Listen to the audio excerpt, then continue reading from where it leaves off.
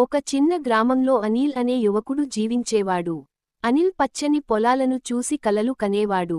అతనికి వాణిజ్యం, వ్యవసాయం గురించి పెద్దగా ఆలోచన లేవు. కాని ఒకరోజు అతను పెద్దలు మాటలు వినడం మొదలుపెట్టాడు.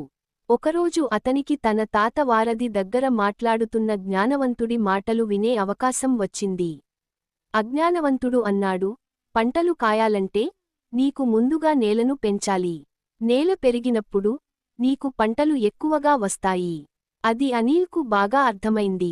అదే రోజున అతను తన తాతగారితో మాట్లాడి ఒక చిన్న పొలంలో గోధుమలు నాటాలని నిర్ణయించుకున్నాడు. కొన్ని నెలల తర్వాత గోధుమ పంట పుష్టిగా ఎదగడం మొదలైంది. ఒకరోజు భారీ వర్షంతో పంట కొంచెం నష్టపోయింది. కాని అనిల్కు అప్పుడు అర్థమైంది, ఈ పంట పోతే మరో పంట వస్తుందని. నష్టాన్ని చూసినా అనిల్ ఇంకా ప్రయత్నం చేయాలని నిర్ణయించుకున్నాడు. మళ్లీ గోధుమ పంటను పండించడం మొదలుపెట్టాడు. చివరికి పంట పండింది. అనిల్ తన విజయాన్ని అందుకుంటాడు. అనిల్ పంట విజయంతో గర్వంగా నిలబడి తన కష్టానికి ఫలితాన్ని చూస్తాడు. సందేశం: పట్టుదల, విశ్వాసం ఉంటే ప్రతి కష్టాన్ని అధిగమించి విజయాన్ని సాధించవచ్చు.